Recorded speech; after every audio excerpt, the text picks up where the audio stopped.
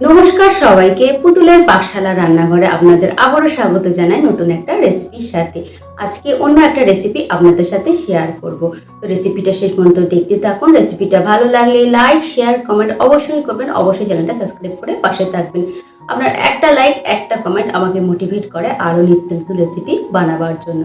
তো ভিডিওটা স্কিপ না করে পুরোটা দেখতে থাকুন যে আমি রেসিপিটা কিভাবে বানিয়েছি।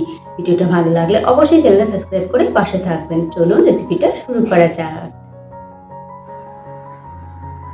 কড়াইয়ের মধ্যে আমি দিয়ে দেবো গোটা গোটা টমেটো, টমেটোটাকে দুটো টুকরো করে দিয়ে দিলাম। তার সাথে পেঁয়াজও দিয়ে দিলাম, দুটো পেঁয়াজকে এরকম টুকরো করে দিয়ে দিলাম। আর দিয়ে দিলাম ঝালের আন্দাজনে কাঁচা লঙ্কা, আর দেবো মাছ। আজ এই দিয়ে একটা সুন্দর রেসিপি আজকে আপনাদের সাথে শেয়ার করব। তো এখানে আমি নিয়ে নিয়েছি রুই মাছ। আপনারা চাইলে রেসিপিটা কাতলা মাছ দিয়েও করতে পারেন। একটু বড় সাইজ থেকে রুই মাছ নিয়েছি।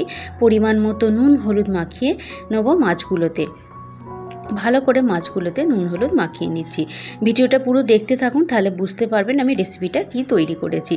স্কিপ করে গেলে বুঝতে পারবেন না যে আমি রেসিপিটা কি তৈরি করেছি। তো ভালো করে পুরোটা আমি মাখিয়ে নিলাম নুন হলুদ এই মাছগুলোতে। এবার কড়াইয়ের মধ্যে যে টমেটো, পেঁয়াজ আর কাঁচা লঙ্কা দিয়েছিলাম সেটা এবার সেদ্ধ হতে দেবো। 10 মিনিটের মতো এটাকে সেদ্ধ করে নেব লো করে রেখে গ্যাসের ফ্লেমটাকে। তো এটাকে একদম সেদ্ধ করে নিয়েছি, দেখতে পাচ্ছেন জলটা কমে গেছে। এটা একটু গরম আছে, এবার এটা একটু ঠান্ডা করে নেব, তাই এটাকে একটু রেখে দেবো। কড়াইয়ের মধ্যে দিয়ে দিয়েছি সর্ষের তেল। সর্ষের তেলটাকে খুব ভালো করে গরম করে নিয়ে মাছগুলোকে এবার ভেজে নেব।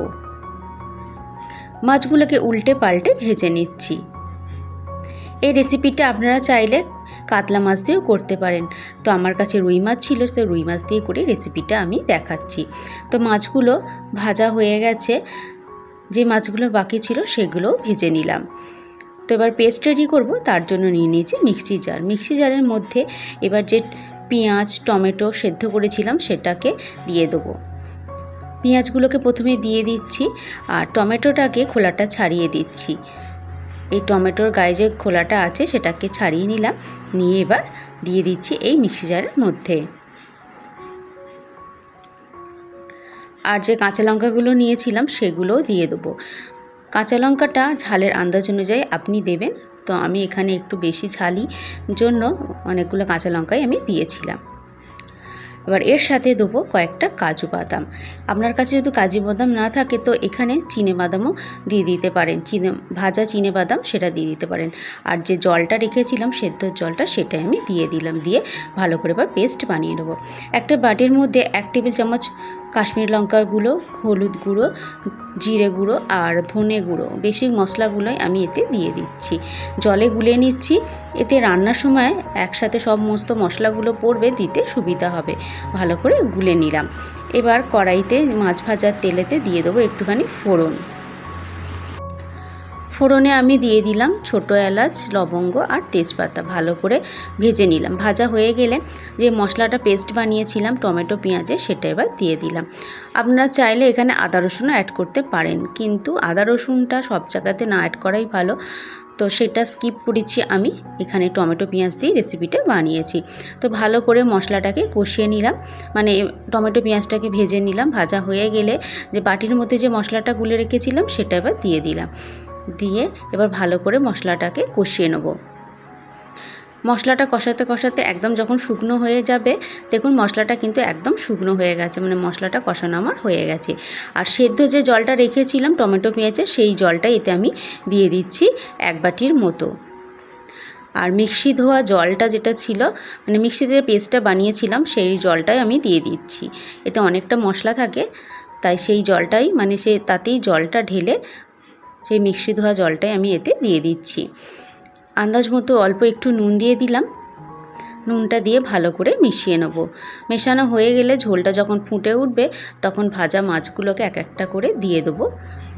এই ঝোলের মধ্যে দিয়ে 5-7 মিনিটের মতো একটু হাই ফ্লেমে ফুটিয়ে নেব। ফুটিয়ে নিলেই রেডি হয়ে যাবে মাছের কিন্তু এই অনবদ্য রেসিপি। রেসিপিটা কিন্তু অসাধারণ খেতে হয়, কিন্তু এটা যে কোনো মাছ দিয়ে খেতেই ভালো লাগবে, রুই মাছ হোক আর কাতলা মাছই হোক। ওপর থেকে কিছুটা আমি এখানে কেশরি মেথি আমি দিয়ে দিচ্ছি। আপনাদের কাছে যদি ধনেপাতা থাকে তো সেটাও দিয়ে দিতে পারেন। কেশরি মেথি একটু ওপর থেকে আমি ছড়িয়ে দিলাম, দিয়ে ভালো করে মিশিয়ে নেব। মিশিয়ে নিলেই রেডি হয়ে যাবে।